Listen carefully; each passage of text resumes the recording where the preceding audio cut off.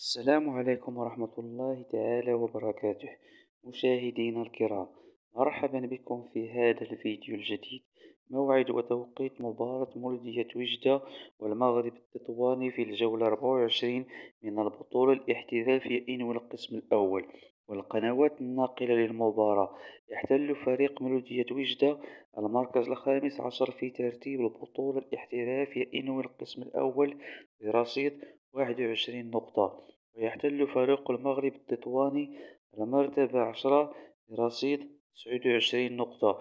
وسيواجه مولودية وجدة المغرب التطواني في الجولة 24 من البطولة الاحترافية إنو القسم الأول يوم السبت 16 مارس 2024 على ملعب الشرفي بوجدة في حدود الساعة 10 ليلا بالتوقيت المغربي. ومن المنتظر نقل هذه المباراة على قناة الرياضية المغربية.